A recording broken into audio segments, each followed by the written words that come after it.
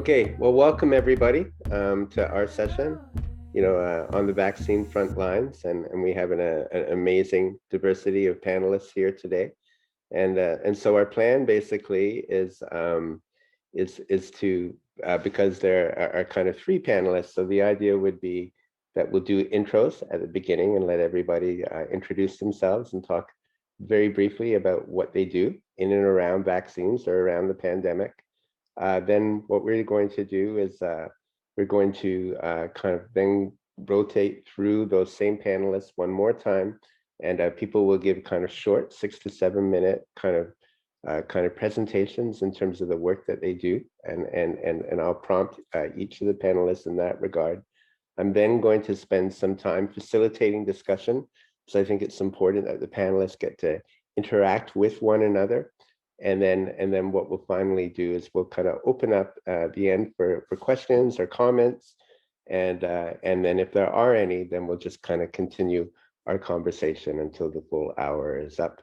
We're running kind of 7 or 8 minutes late. And so we'll kind of have to truncate a little bit. But in that, my name is Steph McLachlan.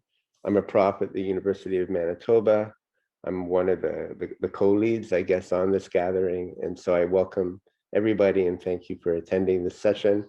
What I'm going to do is I'm going to kind of go through and on my screen, just the order of the panelists on the screen, and then kind of prompt each of you just to introduce yourself briefly and to talk a little bit about what you do. And so we'll start off with Byron. And so first off, Byron.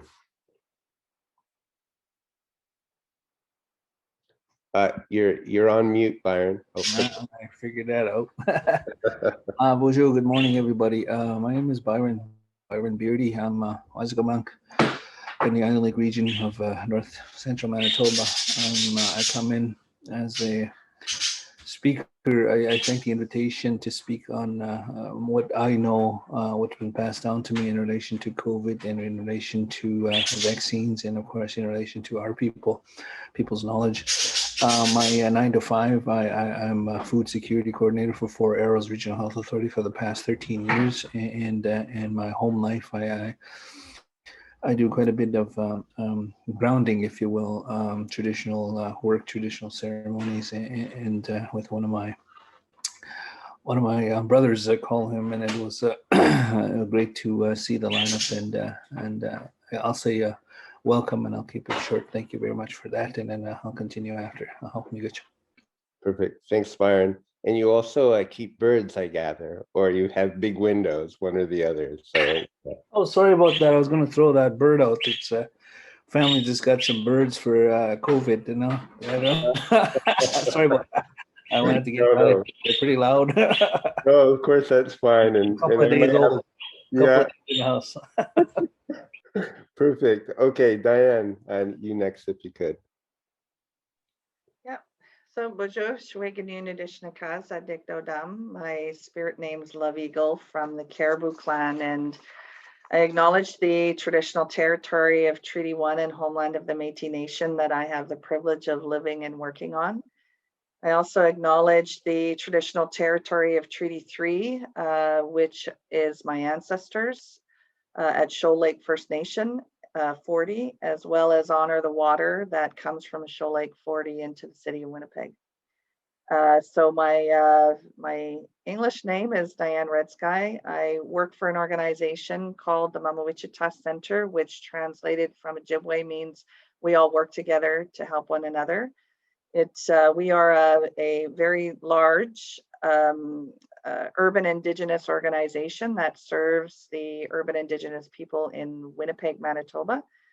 And I'm also a proud mom of 3, but even prouder cookum of an 11-year-old, very strong, powerful, independent woman, and her name is Annabelle. Perfect. Thanks, Diane. Can't believe how young you are for a grandmother. We have a 12-year-old at home, and as I'm one of these old dads. But perfect. Thanks for that. And then Redsky, if you're up next, if you could just introduce yourself a little bit and the work that you do. Thank you. You're on mute. Oh, there, perfect. Oh, there. Oh, there we are. Perfect. Thanks. Good morning. Bonjour.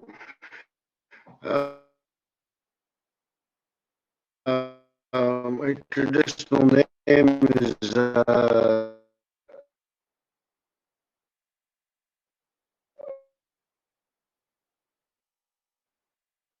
You're cutting off at my Redsky Campbell. I'm from Crane River Band in traditional healer I will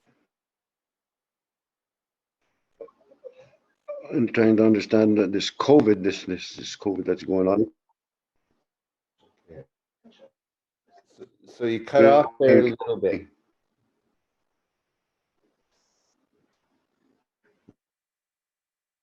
Morning. Morning. I don't know if Are we back on? Morning. Yeah, Red Sky. Your connection seems to be bad. Is there a router or something you could maybe get a little bit close to have a better connection?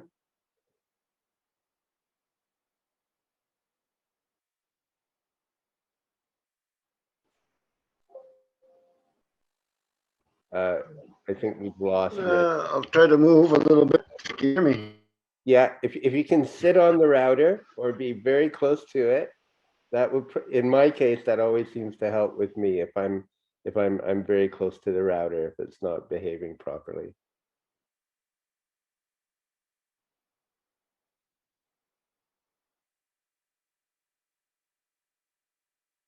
Are you there, Red Sky? Okay. So maybe what we'll do. Hang on. Oh, there we are. Are you there, Red Sky?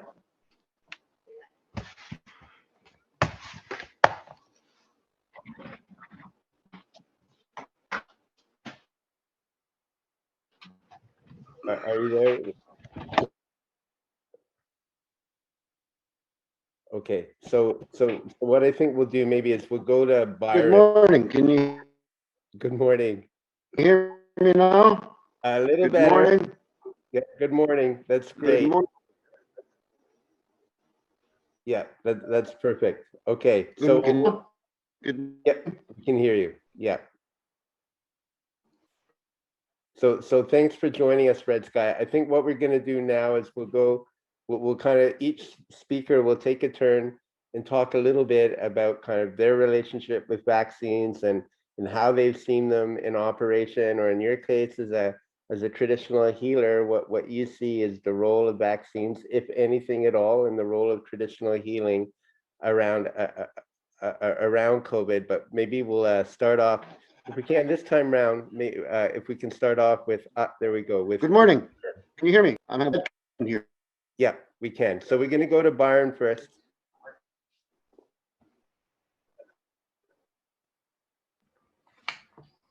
What? Yep. Hey, so just an intro, just a kind of maybe 5 or 6 minutes, just in terms of what kind of how you've seen the vaccines play out in terms of the Island Lake communities and in terms of your work. Oh man, the stupid birds. Sure.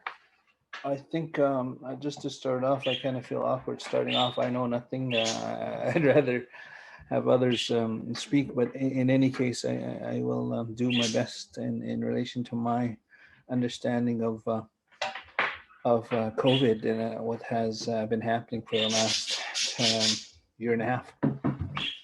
I'm going to come and a point, from my understanding, not on what COVID vaccines are doing, but in a context where the traditional knowledge and the traditional understanding that I have been shared in relation to the holistic views of our Indigenous people.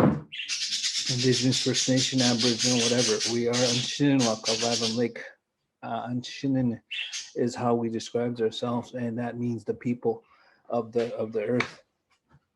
And I think one of the biggest things that we fail to understand and we fail to see is that Mother Earth is our provider, is our giver, is for without her we wouldn't be here. I've often heard that if the trees were all gone, the earth wouldn't survive. If the water was all gone, the earth wouldn't survive. If the animals were not here, the earth would survive. If humans were not here, the earth will survive. It's in that context that I will speak on, that we as people have desecrated our mother. We've come to the understanding that in order to live, we must take without giving back. And I feel that Mother Earth is trying to heal itself to the point that Creator is assisting Mother Earth, where we're literally forced, grabbed by the neck to stay home. Even this tonight at 12:01 a.m., we're told no visitors, stay the hell home because of this virus. And that's that assistance that I see from Creator and for Mother Earth, that we are unfortunately doing so much damage that the humans are being told to stay home and stay away. We forgot that relationship between Mother Earth and us. And we're literally being forced again to stay with our families, to stay home. We don't know what to do when we're at home with each other. We just stare at our screens. We forgot that unity of family is missing. And that's unfortunately what, to me, and the teachings of COVID is literally forcing you to go back to who we are and where we came from. Viruses, vaccines, again, it's a defense system.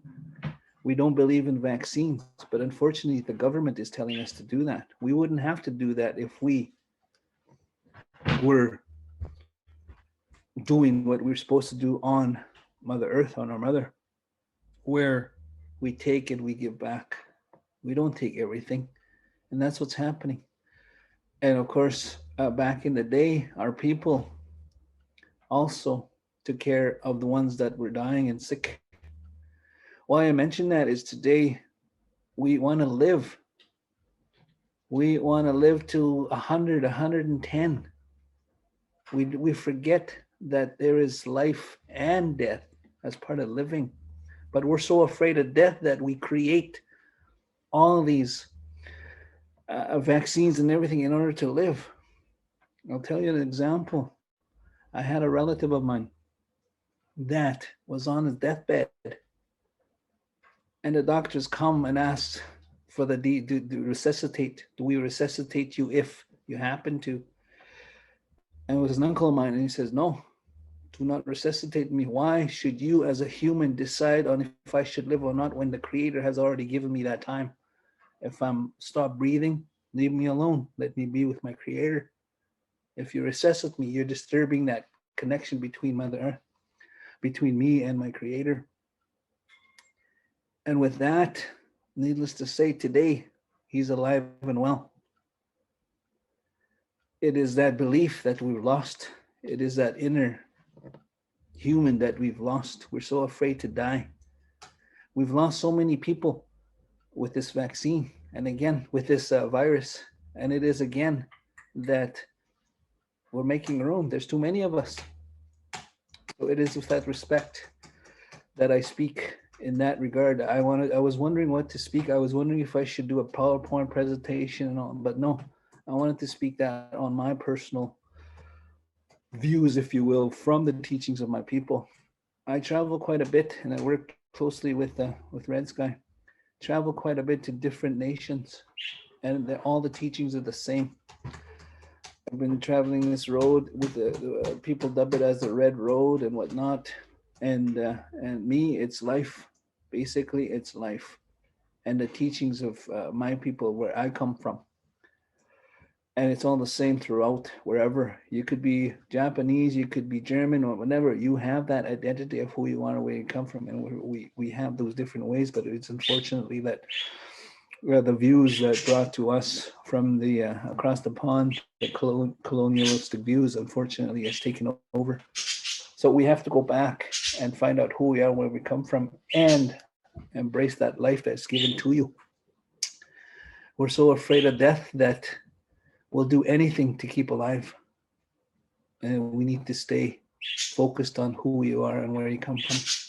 Just give me the marker there, Steph, whenever I should stop. But for now, I that's where I'm at. And I usually sometimes I usually use the example too that back in the day, our people traveled, nomadic people. We traveled to where food, where medicine was. We never had a one place. It was a colonial system that put us in one place. We call our towns, our homes, our reserves. But prior to that, we went to where the harvests were of certain medicines, of certain food. And today, we're not able to do that. We were literally stopped dead on our tracks. But prior to that, we had our people traveling. And if people were sick, if people were unfortunately dying, they left them there. It was one of the teachings. They honored that person. They left them. And then sometimes those people would say, just go ahead. I don't want to burden you with slowing you down. And that's why we have graves all over Mother Earth, all over Turtle Island. And they left them there and they died with honor. If we did that today, in today's terms, we'd be arrested for for what do you call that? I always find hard to use that word. It's assisting in murder, accomplice. That's the word.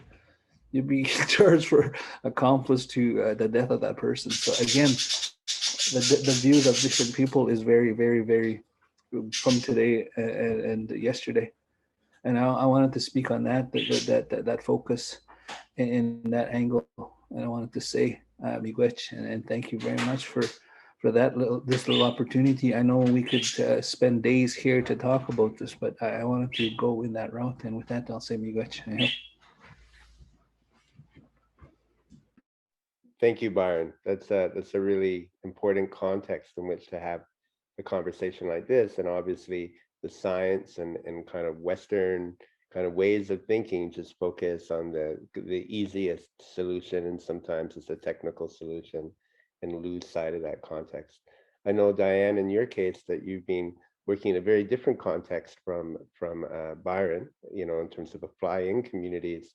And so in your case, how do you see vaccines playing out, and what role, if any, do you see kind of in terms of their use, in terms of navigating this pandemic?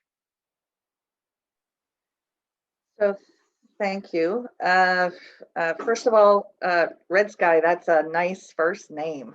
And just for the Redsky last name that I have, it'd be funny, Redsky, if we, combine the two. The history of that is 5 generations within the Shoal Lake First Nation Territory 3. Number 3 is that was a spirit name of 5 generations back of a grandfather who, when settlers came, decided that's not going to be a where everybody was renamed, which we know that history, but it was also decided that we'll use that as a last name. So they took a spirit name and made it into a surname, and so hence all the Redskys in Treaty 3 territory are a result of that lineage. So so with the Mamawichita Center and urban community here in Winnipeg, we have taken a different approach to how we view the vaccines. And so we have worked with both mainstream and with traditional people And so when we're working with mainstream, we're working with the First Nation physician. So we've worked directly with Dr. Anderson, directly with Dr. LaValle, and have created an urban Indigenous plan as it relates to vaccinations and COVID testing. But for the purposes of today, it's for vaccinations. So we had, as an organization, step forward to use that balanced approach of combining our First Nations physicians and our Indigenous physicians along with our traditional people, and created urban Indigenous vaccination centers. So the urban Indigenous vaccination centers are very different from mainstream, which is, looking at focusing on prioritizing and maximizing the number of people that go through. So really you feel like you're herded cattle, going through the vaccination center, whereas the Wichita Center and all the other urban Indigenous vaccination centers are also provide, they are welcoming, culturally safe, and accessible locations that are available. So we're located right in the communities where the majority of Indigenous people, and Indigenous people mean First Nation, Métis, Inuit, that live in urban centers. So we've set up strategically vaccination centers in communities where there are a high number of Indigenous, where our community lives. And so the other layer to it is that that's how we make sure we're accessible. But accessibility also means how people are how they're experiencing the whole vaccination process. And so we had made sure that we have our community helpers right up front.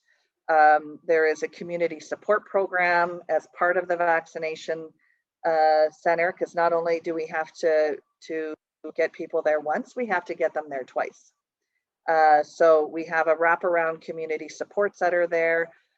In fact, every morning, the entire vaccination team, which includes mainstream, the people who are actually giving the vaccinations, are also as much as possible Indigenous people. So they are First Nation, Métis and Inuit nurses and people from the healthcare sector, along with our team, which are all urban Indigenous people. They start with ceremony every morning, and they are not only smudging, the whole place, they're smudging and having the ceremony for the vaccinations. So they're going through the traditional protocols guided by the traditional people that are part of the vaccination centers, and doing that ceremony every single morning. That is done, and medicines and that whole experience is really rooted in Indigenous values, where they are cultural safe places to be. And so you're greeted by an Indigenous person, you are vaccinated by an Indigenous person, and you're receiving supports. And it's all done in a very value-based way. And so that is the approach to the way that we have been taking the lead from our both our mainstream and our traditional people on how to ensure that we are vaccinating as many Indigenous people as we can, recognizing that there are really important reasons on why we need to do that. We are in the higher risk category. We are experiencing high levels of people impacted by COVID and getting really super sick as well. It's we can go from 0 to 100 of being sick more often than non-Indigenous people. And so we understand that we need to build in the resources in order to help people when they are experiencing that. And we also have the highest rates of vaccine hesitancy. And that's a wide variety of reasons, including, the trust in the healthcare system. Many of us have had bad experiences in the public healthcare system, so we don't believe what they're telling us. There's lots of that mistrust. There is, we heard right at the very beginning, and we've been strong advocates to be vaccinating households instead of going by age category. And so, you know, we've been happy that since 12 plus, we've been able to vaccinate, because that was some of the reasons why families were not coming in, urban Indigenous families, because single moms didn't want to get a vaccination if their kids couldn't get vaccinated or their whole family couldn't get vaccinated. Another part is our urban Indigenous families are also very diverse.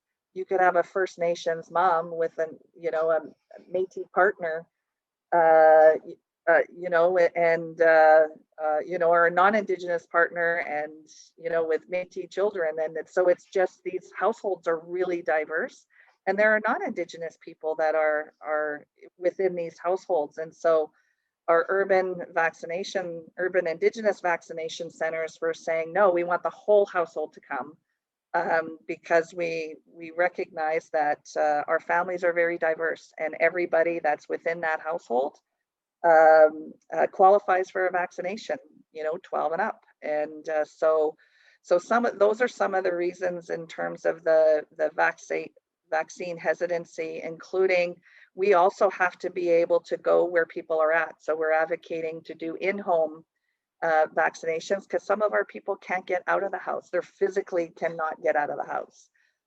So we need to be able to go to them. Mobile vaccinations as well. We're exploring that because we have our people are scattered all over the city as well. So we need to be able to go to them. And we can do that by providing mobile vaccinations. And so that has been our approach to looking at how, and we've been calling all of our work protecting our future. And we see that is a real critical way to approach it as an urban Indigenous organization, because literally our lives depend on it. And so that has been how we've been working. We've also been working more lately directly with First Nation communities. And I do think we're actually setting up a special Four Arrows Health Authority vaccination dates, where it will just be for Four Arrows off reserve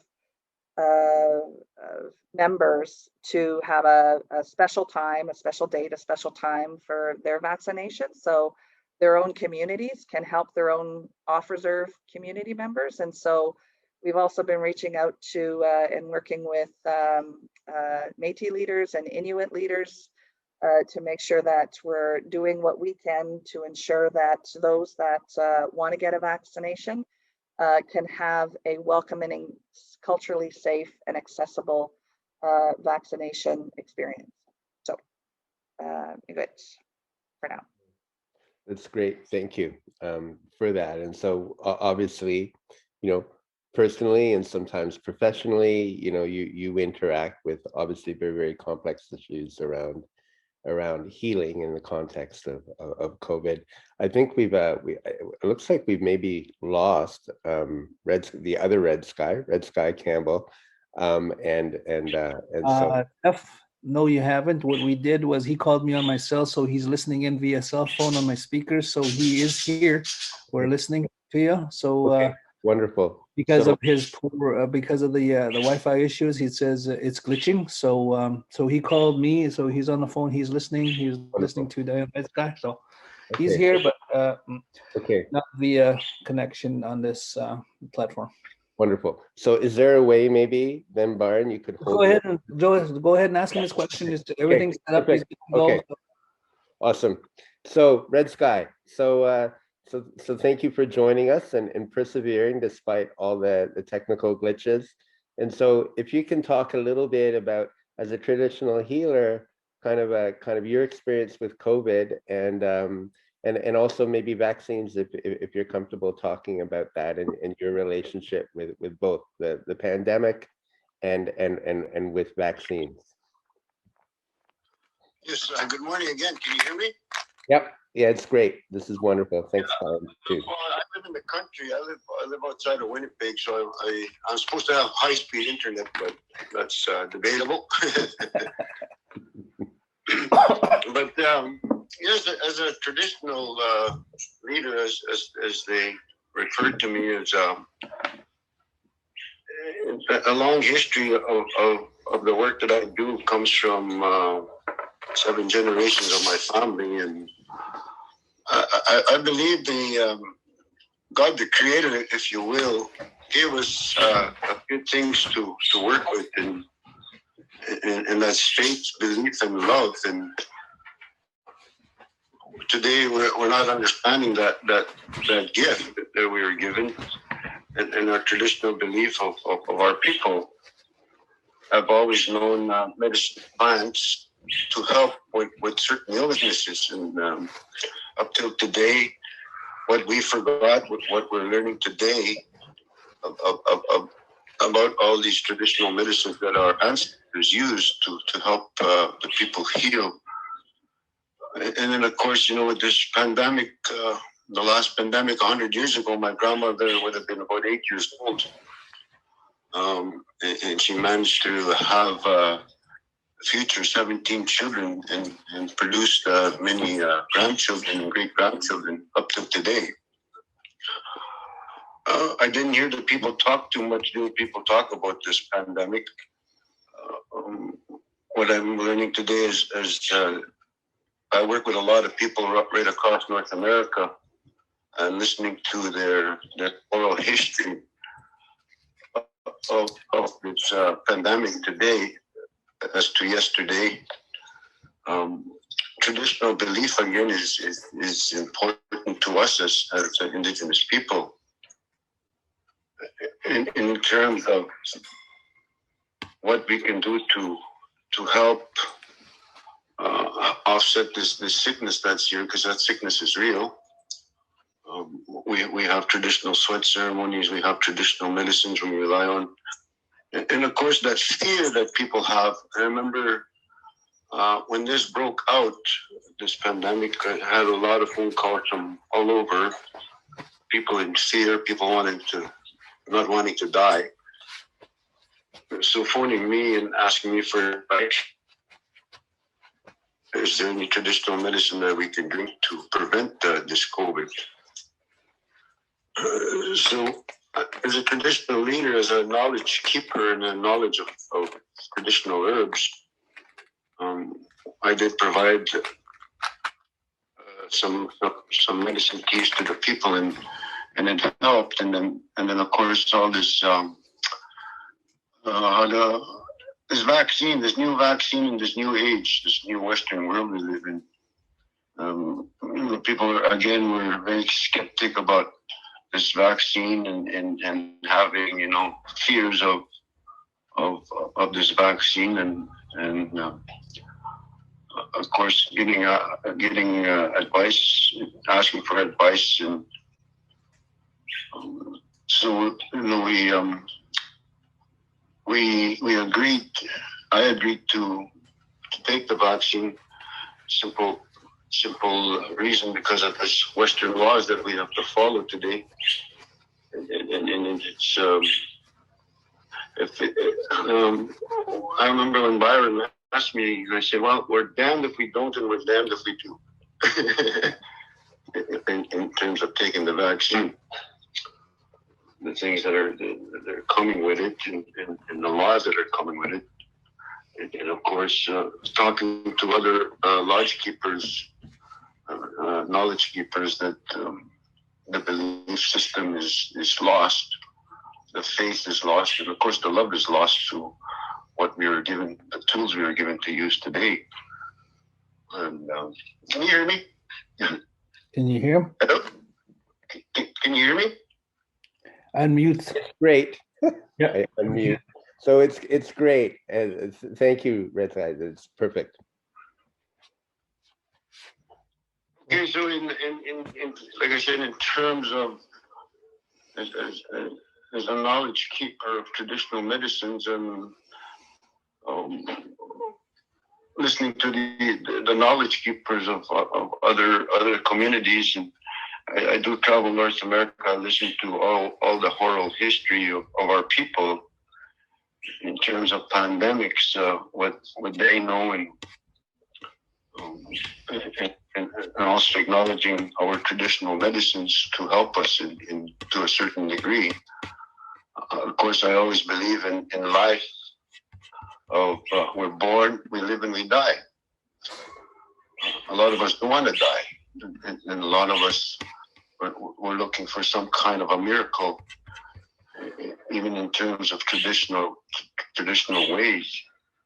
But we have, for me personally, I can't promise somebody life. And we what we do is we ask our traditional ancestors on how if this person or people are still going to walk this earth, in terms of taking our traditional medicines, or in terms of using the Western science as we know it today. So again, it's all in the belief system, the faith, and in the love to embrace ourselves in order to survive this pandemic. And I'm seeing it since it started, and a lot of panic, a lot of fear. Trying to reassure people if these vaccines are out there going to help us, or is our traditional medicines going to help us as well? Because through experience of people drinking our traditional medicines have kept them out of the hospitals. And of course, this vaccine is, COVID is still. Oh, that's great. Thank you, Redsky. And again, we tend to sometimes see, these things as being dichotomies, as being used, have to choose one or the other. And it sounds like you found a way of kind of bridging the two views. And so I guess maybe just really quickly, because we only have 10 or 15 minutes, I don't see any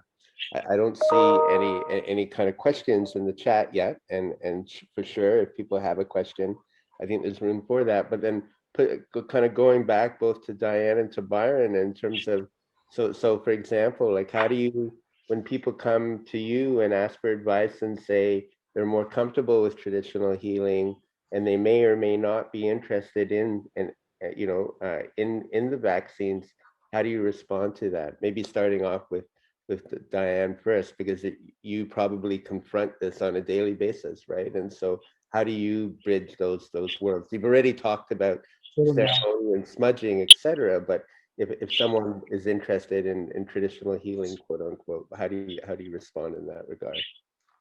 Yeah, and that's something we're doing daily, almost every minute of every day, is really promoting information as power. And so one of the, for me, at first I was like, even when I got the H1N1, and after I did it, I was like, darn, I think I shouldn't have got it. I just felt like it was a scam, and that it was, another way for colonizers to kill off our people, right? So, and so this time around, I was like, nope, I'm not getting it. I'm not going to get sucked in again to those messages around, because I'm just so suspicious of why do we have to go first? Why this, why that? And so, and that relates to the lack of trust that many of our people, and that I have, with the healthcare system. And so I understand where people are coming from. And so what changed my mind is the sitting with and having an opportunity to listen to and sit with Dr. Anderson. And just all of the work that both Dr. Anderson and Dr. LaValle have done with traditional people across, both in the North and the South, to have those conversations and to watch those conversations unfold. And so now I have a better understanding that this is a win-win, that this is this is an example of an opportunity where mainstream can come together with traditional, and we can blend the two. Because they both, and I strongly that the traditional medicines, absolutely they are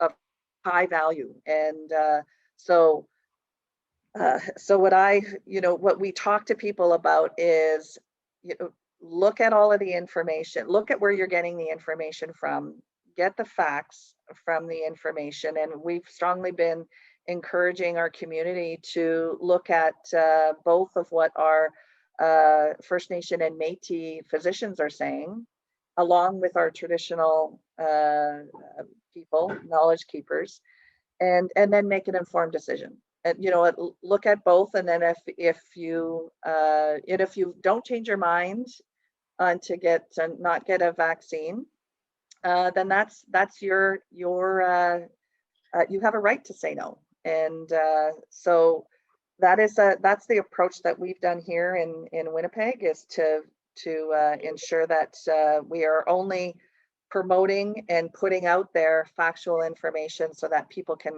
and encouraging them to make informed decisions, and and that because they have a right to do that, and not be pushed or pressured, or we don't, none of that can come into play with such an important decision. And then respecting people who make a decision for or make a decision not to, and making sure that we're creating and respecting and honoring the safe places in order to have that conversation too. No, it's really, really important. And I would say it's also very hopeful that kind of Mawi, obviously, but also Four Arrows Regional Health Authorities are both Indigenous organizations, taking the lead and in a sense having control rather than being dependent entirely on settler forms of healthcare. And so that's great. Byron, did you have any kind of comments or responses to that? I think when regarding the vaccine itself, I'll share my personal also, and again, it's pro-choice, of course, but one of the things in my line of work was I had to was given that opportunity to decide if I should or not, as right from the gates. And I initially I say no, no foreign or whatnot, and but that changed as it came along, from speaking with leaders, traditional leaders, and also speaking on both sides of the spectrum, if you will, and that decision ultimately came to me. It wasn't hey, do you guys mind? It wasn't the if I do, it's right when Redsky said, damned if you do, damned if you don't. But my thoughts was, after I decided, okay, I will have it, I went and had it. And I said, I'd rather have my wife take the vaccine than me. Let him take mine. Let her take my shot. Why? My thoughts process was that I'm in the front lines. I don't know if I have it. I'm coming home every day, maybe potentially passing it to my children, my grandchildren, my wife. That was the deciding factor for me, and that responsibility, the worrying about what if I have it and I'm okay, but I passed it on to my children. That was the unfortunate thing for me in my head, but ultimately I did it for them, not for me. And then after I got back, I felt guilty because I had the shot and my wife didn't. And I it wasn't, hey, I got my shot. Yeah, so kind of thing, right? So it was, but that responsibility. But needless to say, I was fortunate that she was able to get that shot shortly thereafter as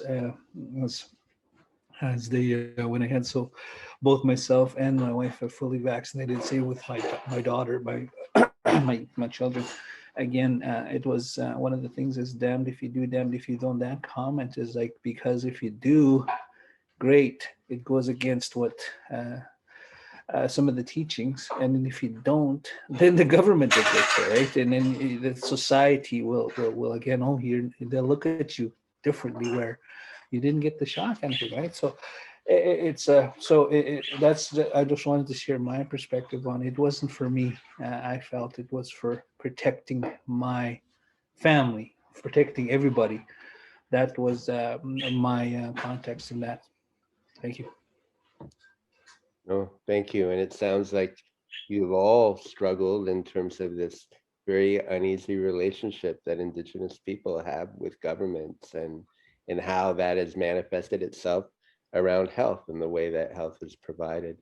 We only have 5 minutes left. And so I was going to go back to you, Redsky, just to wrap things up. And so did you have any final comments in terms of things that you wanted to share, in terms of whether it's your own experiences, or if people even here on the call, are struggling with this decision that they have to make around the pandemic, and here obviously around vaccines? Did you have any final comments that you wanted to make, given that we've only got 3 or 4 minutes left?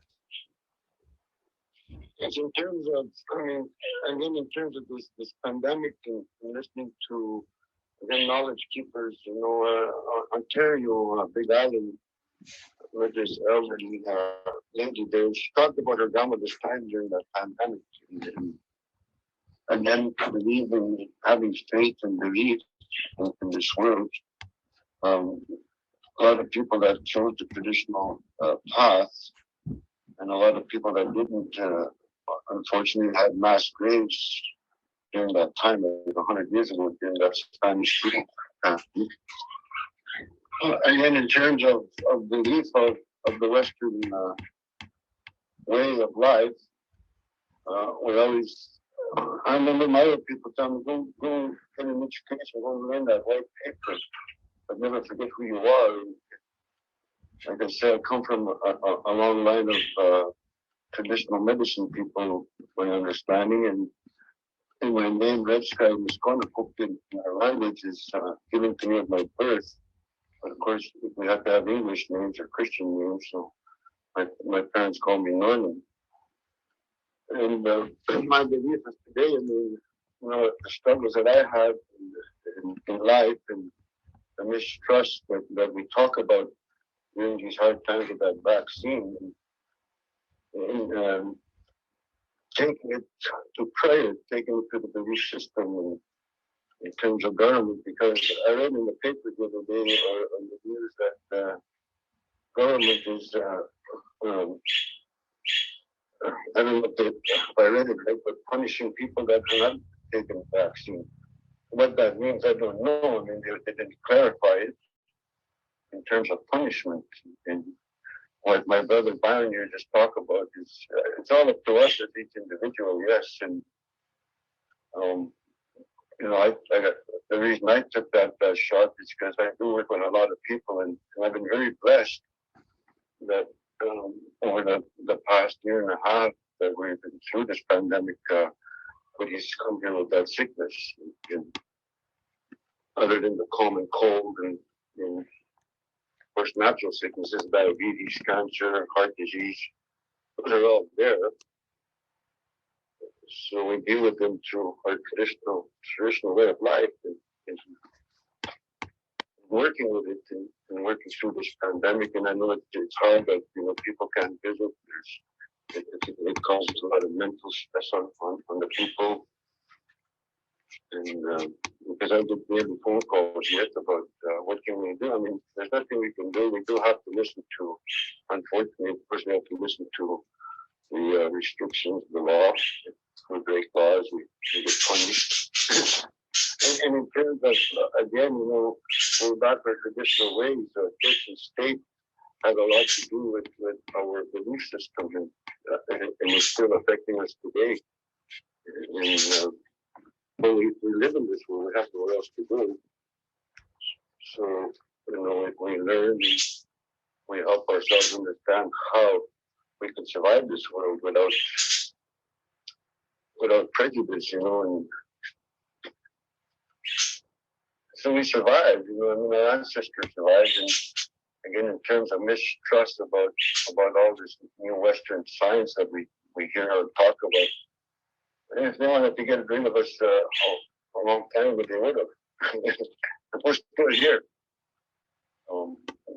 trying to survive this world. And what I deal with today with the many people that I deal with across North America, you know, we all come down to choice of wanting to live and enjoy this life and like our ancestors and our relatives. My grandmother was 3 months shy of her 100th birthday, and if you look up my grandmother, her name was Nuno. So if you look up on the National Film Board, her traditional practice was making maple syrup, maple sugar for the family. And learning, I didn't spend too much time with my grandma, but the time I did spend with her, she did talk about life, and it made me realize that there is a better life through her knowledge and what she did to survive in this world, in terms of working hard and being who you are and never forgetting who you are.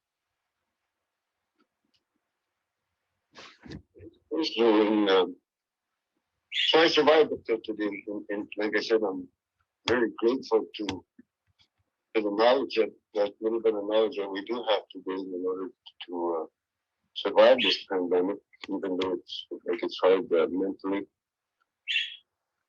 because we're used to gathering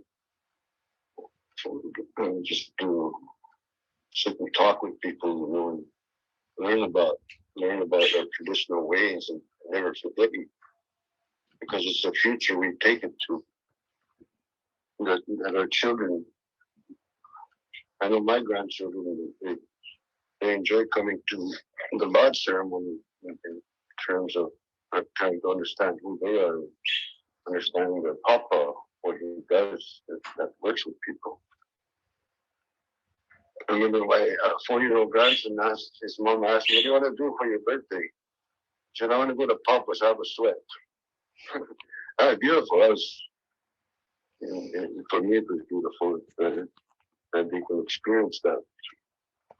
So the knowledge that I have, I hope I pass it on and carry on that belief system, that faith, and that love into the future when I leave this earth. So again, I can talk all day, all night, and all week, and all year, and I just keep plugging away and understanding our traditional laws and understanding, of course, the government laws that we have to live by today in this generation and the generation in the future. But never forgetting who you are as Black and Indigenous. We're human beings. We're part of this human race. So I thank you, and I'm grateful that I was invited to share my little piece of. Of course, we don't have all the answers. I don't have all the answers in this world, so I can't predict the future. I don't want to. So I think. No, thank you, Redsky, and thank you, everyone else. It's very clear that you're all finding ways of navigating the oppression on one hand and colonization, but also these decisions about how to move forward in terms of traditions and science with respect to the pandemic. And thank you, everyone else, for attending today. That was a really kind of important and refreshing insight into this whole issue. So thank you, Byron. Thank you, Diane. And thank you, Redsky. I'm off to host my next session, and maybe I'll see you all there. And if not, stay safe, everyone. Bye-bye. Okay, thank you. Thank you. Bye all. Bye, everyone. Yeah!